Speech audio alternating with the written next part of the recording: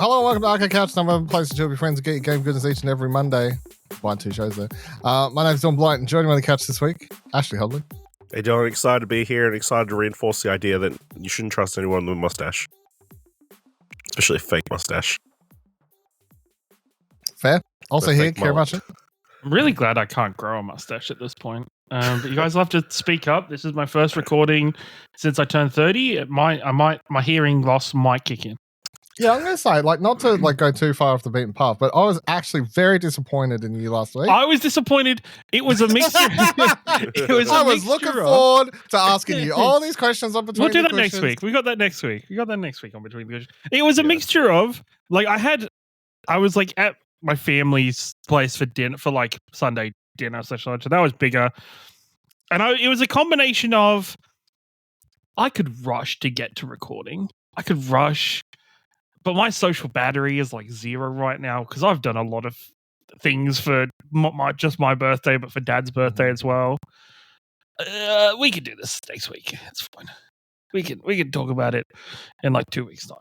You only turned 31 week though, so that's old news. Yeah, but we can talk about it. Yeah. That's fine. That's all good. Also, can I just point out, but this isn't just for us, but not for anyone listening, but how funny is Kieran's display picture that this program grabbed while we're recording? I know, right? It's hilarious. Is there any way I could get that? I kind of Just screen capture? I think for me it says press to take another picture, but I kind of let's just save it. But I'll find a way. I got to find a way because it was a good one. that's It was my pretty groveling for being late. funny. Yeah. Yeah. I mean, I don't know if you want to touch on the whole Doctor piece of shit stuff, but that's the biggest story of the week. No, my biggest thing is that I don't. It is almost impressive how, and I'll call them the right wing because it's mostly people on the right wing that are kind of defending him there. And pedophiles that are just the length that they're well, did Dr. Disrespect know? The funniest one I saw the other day was someone said, does this chat have a warning saying it's for mature audiences only? Someone's like, well, I guess, yeah, for swearing and stuff, it says that you say you're over it. And they're like, well, that's right. This is the thing. If it was a case where he didn't even know the person's age, he would have said that in his statement. He would have said that at some point. He literally goes, did I message someone under it? Yes. And they all went, But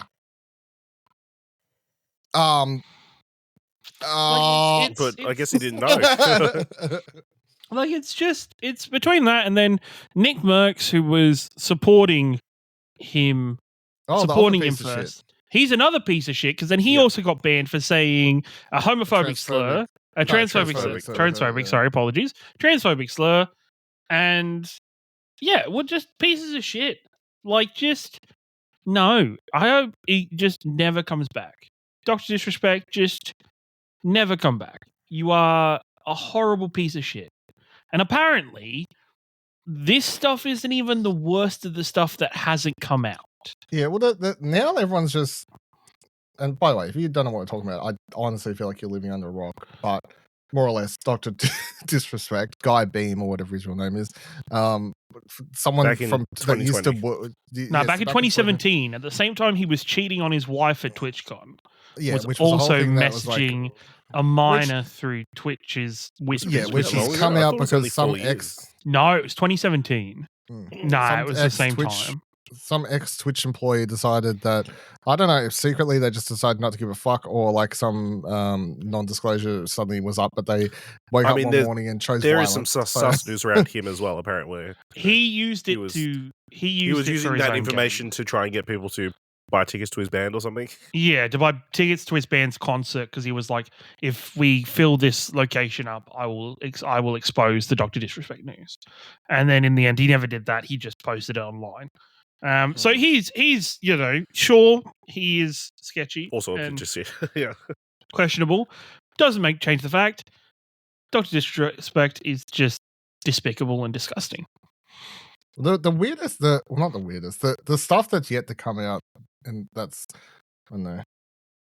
But yeah, apparently there is more stuff. So like Slash Us / Rod Breslau, or however you Yeah, say his name. yeah. Esports reporter. His thing is like back in 2020, he tweeted they had more information, and now and all this sort of stuff, he's been saying he's known about it since 2020, and he said that he chose not to put the information around there because of the quote unquote sensitivity of it, which I think reading between the lines makes it sound like he knows who the person is, and if there's sensitivity around it being a person, it makes it sound like the Twitch streamer who was underage was possibly someone of at least some.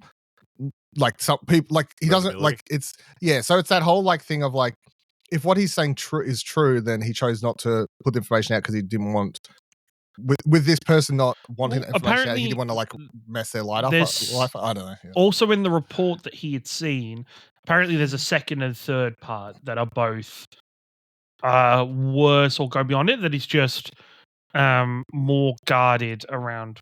I think it's the more confidential stuff. I don't know, like the stuff that not even this person from Twitch is going to start talking about yet. And he's kind of waiting for somebody to be like, fuck it, and just drop the rest of the news.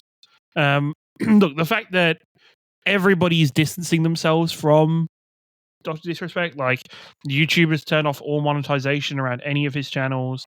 The San Francisco 49ers, is it 49ers or 76ers? I can never remember. 49ers is a football team. Is a football team. That's who I'm talking about. San Fran have cut all ties with him because he did stuff for them. Like pretty much everybody is. Well, I mean, the most notable was the game that he was like co-launching. His studio or whatever. His studio, he co-founded. Cut ties prior to his announcement. With a message that was like, after we didn't believe it, but after some investigating. Yeah, we want to believe he was innocent, but after some investigating, we need to cut ties as quickly as possible. So read into that what you will. Yeah, so read into that 100% as you will. So, and then I mean, there's the other thing is that people rightfully keep bringing up, I guess, is pushing Dr. Disrespect to the side for a second, not to focus on him, but people go, what's he say about Twitch? Like, like. If this stuff was happening and the most they did was just permanently ban someone, but not. No, that wasn't the most he did though. Apparently, on the same day he got permanently banned, they reported him to the National Child Abuse and Harassment Board in America or something. So Twitch did take steps beyond what they just the banning. I think they were stopped and locked a lot around the settlement stuff. Which I'd love to know the settlement behind this, because maybe it's like there was obviously something in the contract of Docs that was stopping, that kind of argued that he shouldn't be kind of cut away or banned from like that, whatever. But yeah, no, like Twitch did do things. Like Twitch didn't just sit on their hands completely for it. I just think they were sadly stuck in it. And like a lot of people have said, well, why haven't the police been involved? Why haven't like anybody been involved in it? Like in America, just messaging is really hard to get any sort of conviction over. Yeah. They kind of cut it off at a point where they could have, Yeah. If it went further than what the messaging, then they could have pursued. I think a lot of people said it's a couple of videos up. One where she explained one of the major reasons Twitch probably just did a settlement was because they don't really want to drag out the idea that this person has been messaging minors on their platform. That's just not a good headline out there. No. So I suspect they cut that story down as quickly as possible. And then there's also an element of like, we'll pay you to go away. Go be a menace somewhere else. So the other thing I thought was funny was just how straight who was it, Shroud, got asked about it on the stream, and his response, like, I think it was like opening cards or something at the time. It's just like the most nonchalant, like, I don't know, like as soon as he got banned on Twitch, I just cut all ties with him. I stopped talking to him completely, because no one just gets permanently banned on Twitch for no reason. I'm not a fucking idiot. Like, I do think Shroud is big enough and the type of person where maybe he also found out. Like, I think he maybe knew more details behind it. at the time. But the Like, thing I is, could even see if that he got happening. told by people, like he can't really do anything. No, that's what I'm saying. That's what I'm saying. It's not the fact that he can't. Not that he didn't do anything. I don't. It's not on him to do anything. It's more of a case of him cutting things off with Dr. Disrespect and just completely kind of shutting that shit out. I think is layered, but it's, you know what? It's at least a positive thing that it is not only eventually come out. I think, because I think it's good that it has deplatformed him completely. Like, he is kind of, at least from the monetization and the ability to make a career out of this. I don't No. know. Do you not reckon he's just going to take like 9 months off and just come back and act like it's never On Kick, been- yeah. on Kick I or don't. something? I don't even think. I think he's even too nuclear hot for Kick. I don't think so. I don't think They I- would take anybody. I think he's perfect for Kick. I don't know, because I think Kick's been, not that I'm any kind of endorsement for Kick, because Kick is still fucking red flag city, but there have been more and more people getting banned from Kick for stuff like this, and it would be, I think it would be further disappointing, but like it would almost be a further, I don't want to say nail in the coffin for Kick, but it would make Kick a hard place to see I it be think- successful. I reckon if nothing happens out of this, like if there's no like, and I mean, look, it's been a high profile thing. It's been even, you know, Forbes and all these, like TMZ. Like I think it's been reported on by enough like non-gamer stuff that something maybe the authorities are looking a little bit more into it. But either something happens, I think, in the coming weeks, and like he's arrested or some shit, right? Or I 100% gonna say he goes to hibernation for like 9 months and comes back and Kick. Like if Yeah, I nothing could happens, he totally just goes to see- Kick. Yeah. Some sort of right-wing streaming platform. Yeah. Or like funding his own stream or something like that, you know? On his own website. You know? Totally could see that happening. Because the world is fucked. And these people Yeah. don't go away. Like oh fuck, I can't remember his name. One of the major right wing, not that it matters. One of the major like right wing fucking piece of shit YouTubers, like when like on Dr. Disrespect's tweet, like where he's like saying sorry, not sorry, like just responded with like you know, like support it, like we got you, you know what I mean? Like it's yeah. So all right, video game. So Kieran, can you tell me about how you've been watching Elden Ring? You know what? It's lined up perfectly, because we don't play Elden Ring on this channel.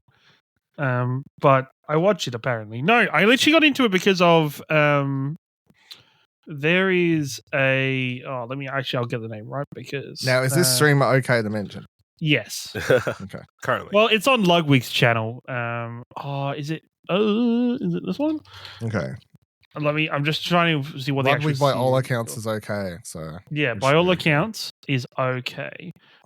Yes, it is. Okay. So I was introduced to a form of speed running of Elden Ring recently called Elden Ring Bingo, where it's like the classic bingo setup where there's a bingo card and people have to do different objectives or different things within Elden Ring at the same time. And there's a series called Bingo Brawlers, where teams of 2 go against each other at the exact same time on the same bingo board, trying to like get like 12, 13 points of like on this So bingo hold on, board to win. just to clarify, so it's like beat this boss. Beat this boss, or go and kill this many of these sheep with this ability, or Okay. go and get these seals in the game, or be the Mhm. you know, and you have to kind of like it's up to you to kind of pick your routes of what you're going to do, what your teammates are going to do. If you get a complete line filled out, you get an extra point. There's 1 point for every block and an extra point for a completed line. It's a lot of fun. So I've been leaning that, and that has led me into watching more Elden Ring streamers when I've got time. Little Aggie is who I'm on at the moment, who's a really good Dark Souls streamer and Souls-like streamer. And been watching Elden Ring. Been watching Shadow of the Erd Tree, as the new DLC, of course, has come out, which none of us have played, and none of us are far enough into Elden Ring, even if we wanted to I'll have kind you of dip a know toe. once again that I have a sealed copy of Elden Ring on my You shelf. fucking- my goodness. I continue to be a bigger fan than you. I've actually played it. I have it on my Xbox. How are you a bigger fan than me? Have you got the limited edition? You never played the game. And yet I have the limited edition. You're one of these dorks that have Possession never. is more important than. Yeah, you're one of these physical media dorks with their comic books that have never read it. Anyone could play it, Kieran. Not everyone can. Can you do me a favor? Can you send off your sealed copy of Elden Ring's limited edition to like one of like the card grading companies and get it like bound in the Sealed. plastic and get like a PCA 10 on it and stuff? One day we'll do a charity stream for something, and you'll have to unwrap it or play it. I'll either have to unwrap it or I'll auction it off. With I can see sealed copy. I can even see you if you ever do play Elden Ring, you go and buy another copy. Just as part of the bit, like you won't unwrap it. You will. I mean, surely it's on Game Pass or some shit now. Would I have any reason to unwrap it's like it? no. I think it's No? like $60 at the minute on Steam because I was looking the other day because I was like, I could play this on Steam. Anyway, So Shadow of the Erdtree, I guess it's in a big kind of the big point of talking this year this week because of Dylan's favorite thing to say that a Soulsborne game is too hard. As you know, legendary Sekiro write-up was that game was too hard, and now for every kind of butthurt, that was the word I was going for. Every butthurt fan that gave you shit as a member of the media for saying that probably are one of the ones complaining that the game's too hard now. And it's been funny to watch because I think it's very hard. I can't even get the plastic off. No, sorry, I had fucking hell. No, I think it's interesting that we're at a point with it that it's funny because it seems like the FromSoft has fundamentally changed something about Elden Rings in this DLC that is breaking the brains of people because the actually I need to let me first I'm gonna write something. All I've seen is I've seen a Twitter clip of someone trying to beat some fucking boss that's like, I don't know, some giant elephant thing that's like flinging fire around everywhere. Even I'm like watching this video going, what the fuck are you supposed to that was Bale, I think you were. I was like, even get in there. Okay, I'd like you to first attempt to say this, please. I've just put it in our chat. I've written it. Like this chat or no, in this chat. On Riverside. Yeah. Motherfucker. Yeah, that's I mentally said that after saying Riverside. All right.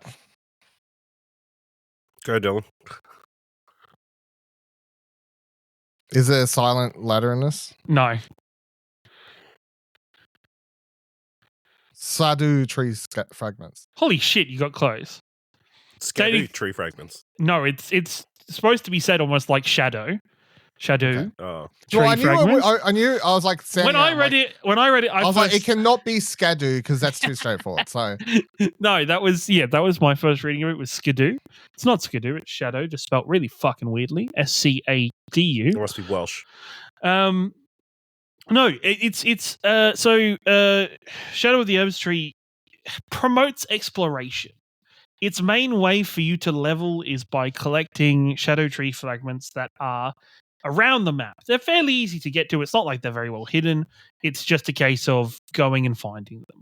And instead of grinding, which is the old Elden Ring game way, probably Dark Souls way in general, of grinding your runes or souls to get yourself leveled up, you are supposed to go explore, which you should be doing anyway, because, you know, this DLC's launched with this massive area for you to play.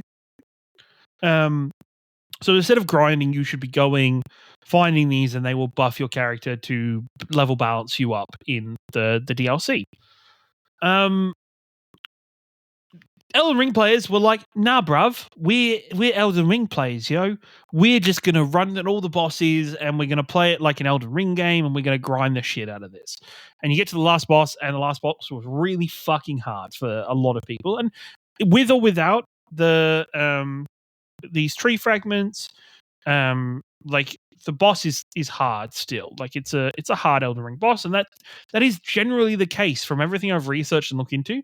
That is generally the case for FromSoft. Whenever they've done a DLC, the DLC makes their base game look like the easy mode of the game. Yeah. Well, I can say that the boss fight in the Bloodborne DLC, the final boss of that is in like I even after platinuming Bloodborne and like playing the DLC, I got up to that final boss and was even like it brought me back down to going, I don't think I can do this. And I did, but like it was back to that like I don't like I was trying and trying and trying.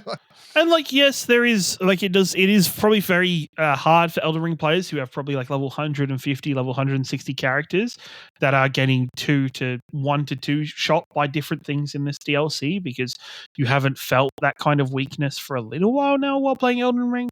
But no, like I think it's yeah. So they did a good.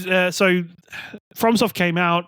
They have balanced it a bit different. They've increased the stat increases you get from the Shadow Tree fragments. The scaling is a lot higher now. So they haven't actually changed the boss. They haven't changed the actual difficulty of it. They've just made sure with fewer fragments you are more powerful. It's yeah, you know, it's funny looking at it from a point of view of God. You hope you are one of the players that beat it before they did this change, so you can forever talk about like you can forever have that badge of honor. You know, you beat it before FromSoft came in. One of the things that you just reminded me of, I think I've talked about this years ago, but I will never forget because it always just shit me off, is the original Watch Dogs had a mini game in it that was so fucking hard that everyone, like there was Reddit forums and stuff of people complaining because beating this mini game was just more frustrating than it really should have ever been. And it took me hours to beat this mini game and get the bronze trophy necessary to platinum the game. And then, like a couple weeks later, Ubisoft patched it to make it super easy because they heard everyone's complaints. And I remember just being like, I deserve an extra trophy. Like, and that's the thing of it. I do find it funny that every media person who reviewed this DLC have now played it and beat and potentially and hopefully beat it prior to this change, prior to launch.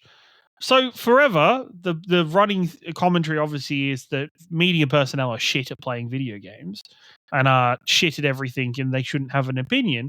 It's funny for once that has flipped and members of the media have beaten it before the vast majority of Soulsborne character players have gone into the game, said it was too hard and needed Daddy FromSoft to come and inject some help in there for them. Yeah, but I think Daddy it's Daddy FromSoft. You know, okay. they're all little baby boys and girls now. Okay. As somebody who doesn't play the game, I can say that.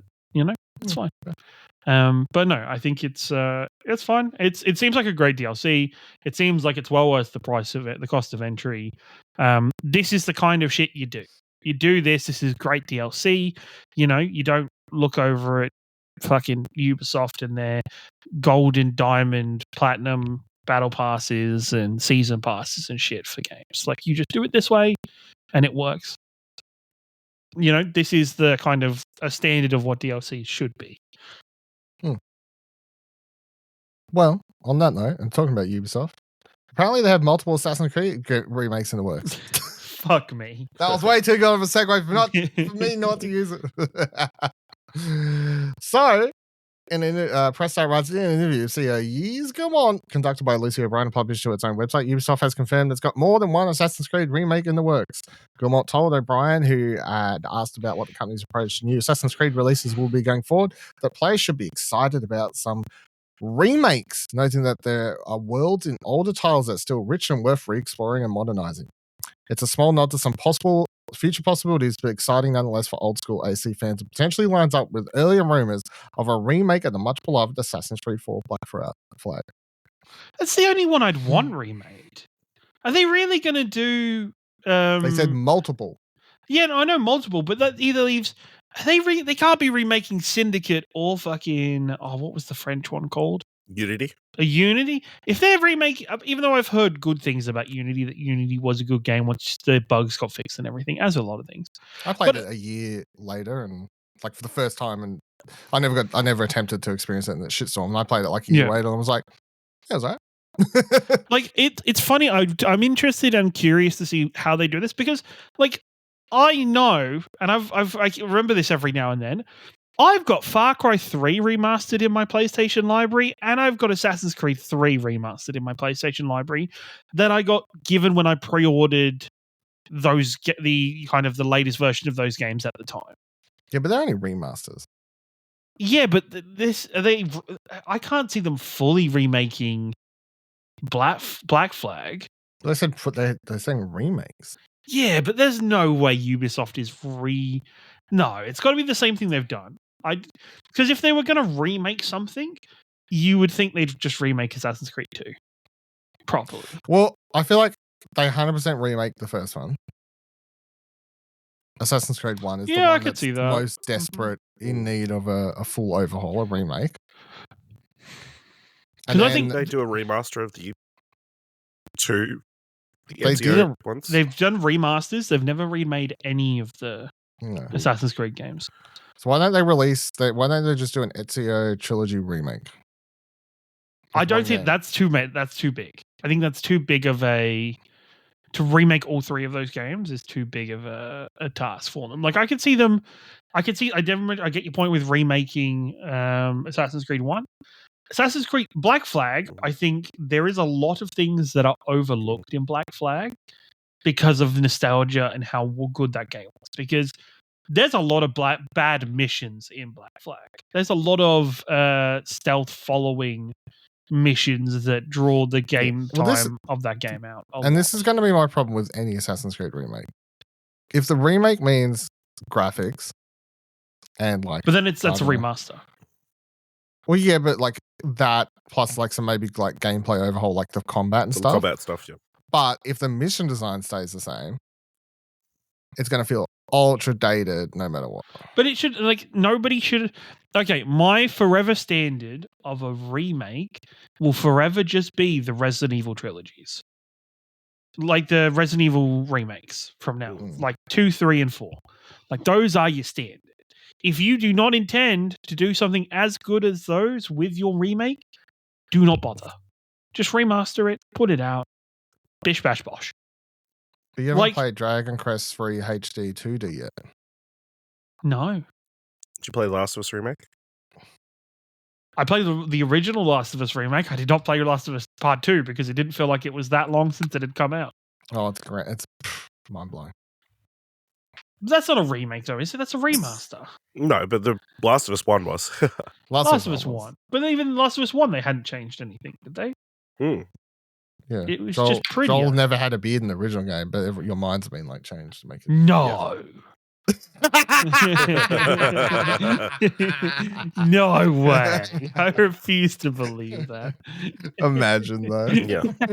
I mean, Crash Bandicoot trilogy, I feel like people can complain it because it retains the game design, but if they changed it would have been no. But the remake was still enough of a remake because they remapped the jumping and everything. Yeah, and Spyro as well. Like they're both good remakes. Almost any Nintendo remake. But also those games are small enough that like doing, like for the Crash ones, doing all 3 was the size of remaking one game. Like remaking an Assassin's Creed, I guess Assassin's Creed 1 is like what, a 20 to 30 hour game. Well, I mean, like if you're gonna look at massive video game remakes, like obviously Final Fantasy, right? Yeah, they got split into 3 games. Yeah. Hold on. I'm trying to remember what's quick. I will say none of this is really surprising. I think when they're pushing that Assassin's Creed Infinite, I want to say, is a thing that's coming. So I guess if you want to tie in these older, it's like the Portal experience thing or whatever. Yeah, if you want to put in the older titles, you want like a updated version. Yeah, because I think the idea of that is like you're in the Animus and you can like. I just don't want to be playing I just don't want to be buying the Assassin's Creed figures. Like, how many figures can I buy for Assassin's Creed Infinite to use on the fucking third-party Portal shit for me to play as the characters? Also just to point out how much of a weird world we're living in, like because there's a lot of remakes now, a lot of remakes. Quickly, Game Informer has a list of there's the big list of upcoming video game remakes, right? in list of like release date.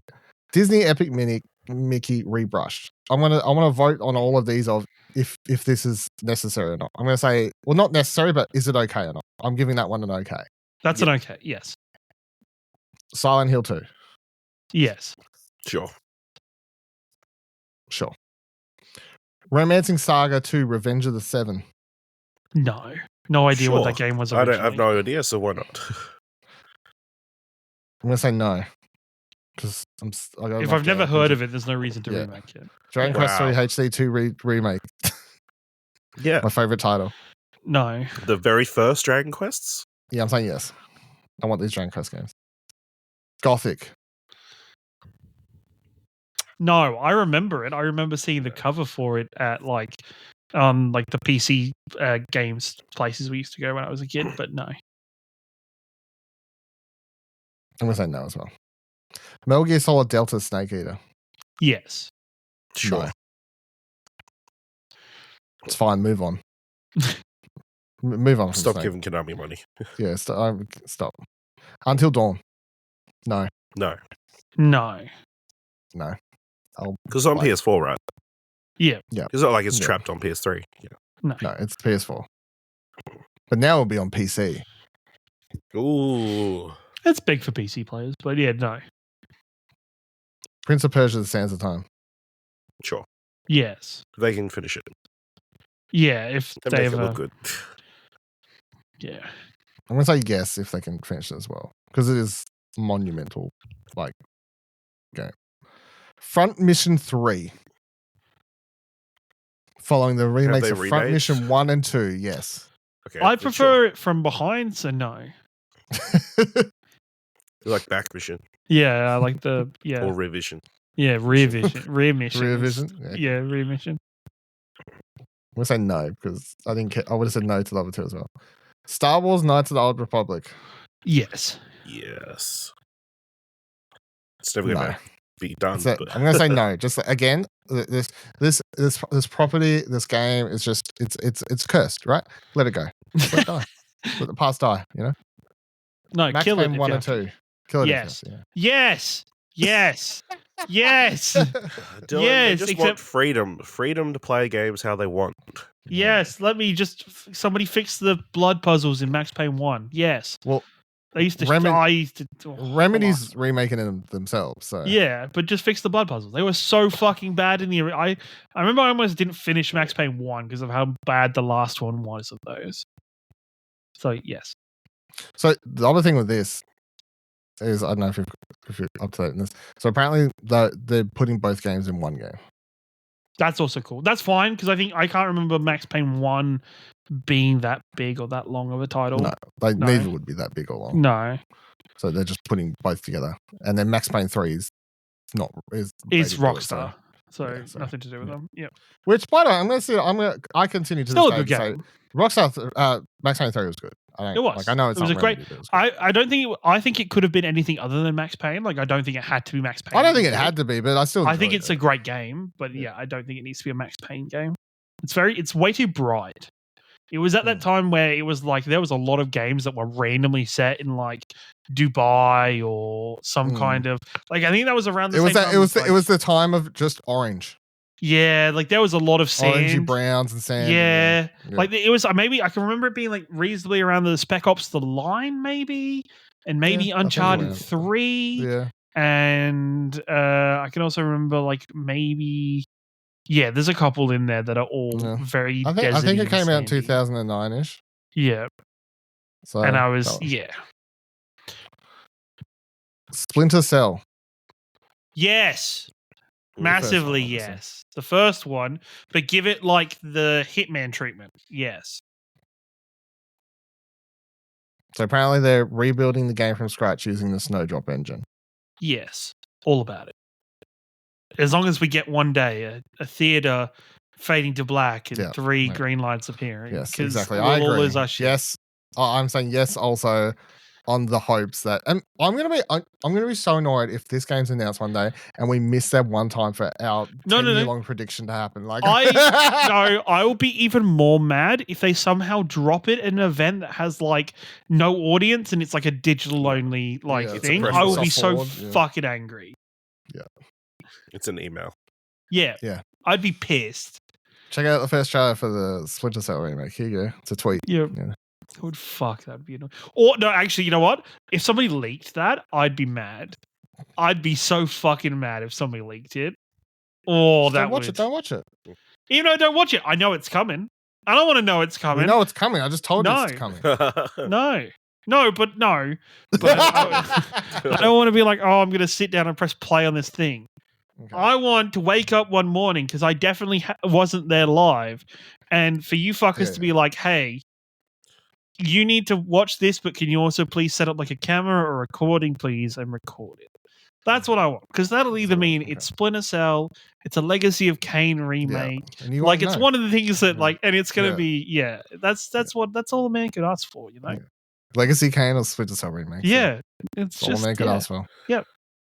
Fair. And then the final one's the Witcher remake.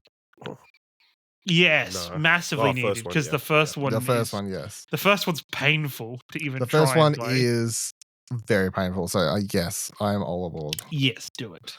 Do it. I tried to play the Witcher one before 3 came out, and I went back and got the first 2. Oh, it's pain. It is really, really painful. They need to take everything they've learned over the years and put it in this motherfucker. I even think they need to remake 2 as well, because I don't think 2 is... I think you could remaster 2. I don't think you need to remake I don't think 2's aged very well. Oh, I'd have to... I remember 2's combat being very funky. It is probably funky, but... Yeah. Maybe if this does well, they'll just remake 2, and then they'll remake 3, and then they'll remake 1 again. And you don't need to remake 3. 3 is... Just leave 3. Just leave it. Just let it be there, okay? The Witcher is a loop. Yeah. All right. Well, what else did I have after that? I forgot how we got here, but anyway, Ubisoft's that's right, they're doing that. Mm-hmm. All right, I want to give a shout out to this because I'm excited for it, so I'm shouting that. Lollipop Chainsaw remake. Fuck, I didn't even. How was that on the list? That's a good point. GameStop, you fucks. Anyway, Lollipop Chainsaw vote. Yes. Yeah. Kieran doesn't even care. Anyway, Lollipop Chainsaw is great. It was released in 2012, and it was super exciting at the time because it was teamed up between Suda51, a video game developer that's like, I make weird shit, and James Gunn, who at the time did horror movies. And I was like, you're cool.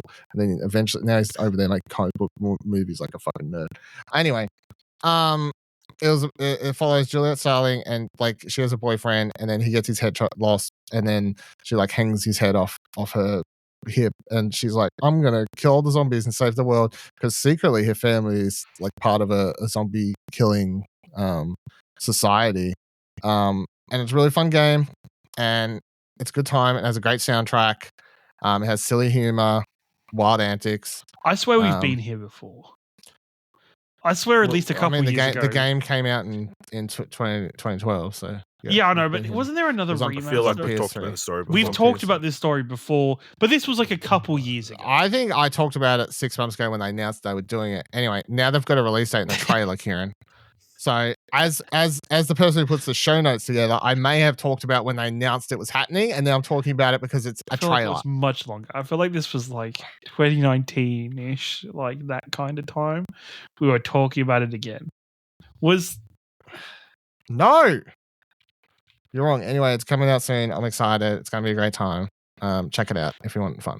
If you I remember in 2012, basically every cosplayer just cosplayed as this character. So it was I'm pretty sure it's the cosplay that made Jessica Nigri career. Her whole career. Was this character. So yeah, I think she was paid. I think she was the official. Yeah, she won a contest at IGN. Yeah, for her Lollipop Chainsaw cosplay.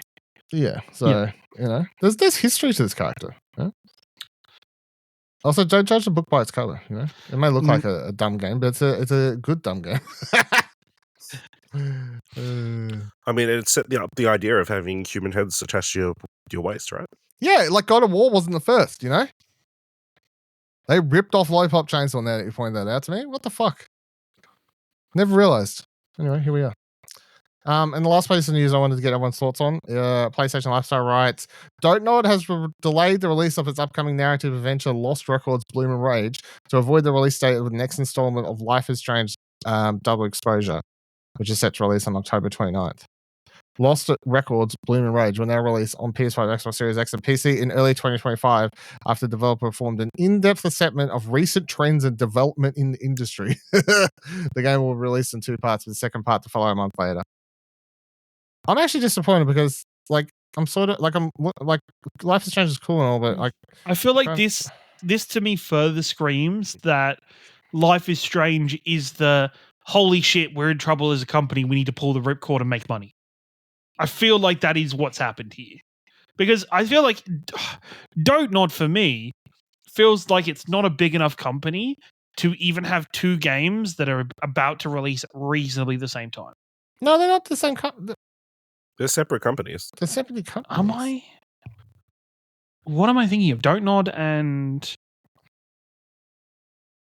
I don't know. Okay. Who's doing Life is Strange again? I can't remember. I thought. Oh no! Is it Deck 9? Is it Deck 9? Nine's doing Deck 9, Deck yes. 9 doing Life is Strange. Okay. Yes. Yeah, that's fair then. Sorry. Yes, that is So fair. Deck 9 is putting out Life Sorry, is Strange. And Deck 9. Dontnod has decided to delay their game because they think Life is Strange is going to get in Yeah, the okay. way. This is a game getting out of Dodge, and I'm okay with that. I'm okay with a game getting out of fucking Dodge because I will forever I'm remember. not okay with the company changing dates because they're too close together. No. Getting out of Dodge. Fucking, it screams the fucking forever the tale of. Just to clarify again, Dontnod is a studio that made the game called Banishes Ghosts of New Eden that released earlier this year. That's very good. To clarify, Those 2 games too close together. They need to spread them out a bit more. Yeah. No, it's Dontnod. No, because Dontnod did the first Life is Strange. Yes. Yes, Indeed. okay. And the That's second why one. I think about it because I'm And the like, second one, and the second one. That's and why Tell Me I'm- Why, which we also played. Yeah. Yes, which was great. No. This is fine because I think it's get it out of Dodge. You know, And their first game's called Remember Me, which you don't. No, 'cause no. That was the one where you like played as different people or something, or you took over. different people? No. I don't know. I don't know. Chief, I remember you the definitely cover can't being remember. like orange. I remember there Yeah, being it's an orange. Yeah. orange cover. It's orange, yeah. But I think it's a fair. You know, forever heed the warning of fucking.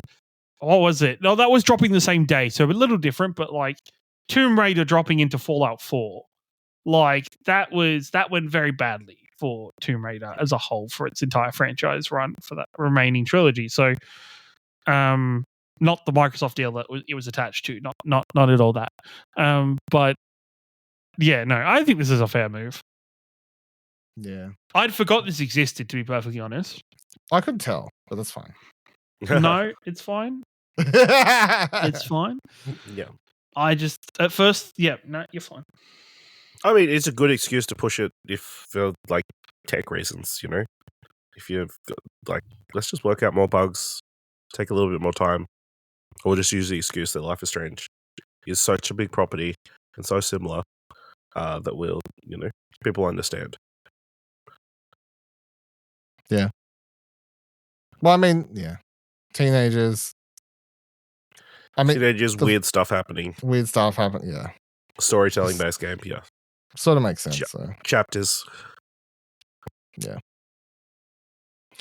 All right, and finally, this week, I just wanted to quickly say I've been playing Luigi's Mansion 2 HD, not remake, but HD, and you can tell it's a HD, not a remake, because it retains all the things that make it Luigi's Mansion 2, which was originally a 3DS game, and it has that little funny thing where So 2 screens? Well, no, that's the thing. Like at the start, when the crazy professor dude is explaining to Luigi, you know, like, oh, there's ghosts in this mansion, and they've taken the Dark Moon, or like, you know, because here in Australia the game was, I think, it was called Luigi's Mansion Dark Moon, not Luigi's Mansion 2. But anyway, you know, he's like, you've done all that, and then he's like, let me just show you. I'll mark it on your map on this device, and he hands you a device like Nintendo games love to do, where devices look eerily similar to the device in which you're playing. You know how Pokemon's like, here's a Game Boy, but it's not a Game Boy. Yeah. You know? And then all yeah, those for sorts Luigi of, Mansion, it was a Wii remote, right? Like it was the yeah. Wii. Well, oh no, there's a device. game. The game. The first one was GameCube. Yeah, but this is 2, right? 2 was 3DS. Oh, I thought 2 was Wii U. Okay. 3 is Switch. Alright. Came out last year or the year before. I think last year. Yeah, so he like hands you this thing that looks eerily like a 3DS. He's like, let me just mark it on your map, but like it just comes up and then goes to the top right hand corner. But it's also very funny because every time he rings you, like you'll be doing a mission, it'll be like ring ring, and you have to like press the start button to answer the professor or whatever. The icon that's on the screen's the like 3DS thing, and you just know like it's that, like if he was playing on the 3DS, it would have come up with, I assume, On the bottom. his like symbol down the bottom. Yeah, now you click on it. So there's all those little funny little bits and pieces. I'm having a really good time. I think it's still very enjoyable game, but I think whether or not it's going to bother some people is a personal taste thing. But it's just that whole thing of, well, after you've gone to 3, where they introduce the it's like proper 3D controls. It's like, you know, a full exploration of this mansion, whereas this game, because it was designed for a handheld, it's mission based. So like you go into the mansion or the location, you do a mission that might take like 10-15 minutes, and then you're dragged back out. So it's like a level select thing, and that and the design obviously works because it was designed to be more on the go, shorter play sessions and stuff like that. Whereas Luigi's Mansion 3 is just it's a game. And then the other thing is like you miss certain things, like there's abilities in Luigi's Mansion 3 where you can like slam multiple ghosts at the same time, and you've got the Guichi, I think is whatever it was. It's called. like the goo version of Luigi, right? Yeah, that thing. Yeah, which was really cool. And like enabled you to solve puzzles and all these other things in that game that just added a whole different gameplay element. So like there's a lot of stuff. It's that whole thing of you're playing the game before it. So you sort of like, damn, where are all these cool features that they added 10 years from now? But it's still fun. It's still a good time. It's pretty funny, you know, just the continuous joke that Luigi like even from the fact the game starts, Luigi's just chilling on his couch and just gets dragged into hunt ghosts, even though he obviously just doesn't want to and he's scared consistently. And you know, it's a weird franchise. Yeah, it's literally like if you were dragged into hunt ghosts or something, like it would just be Ash like yeah.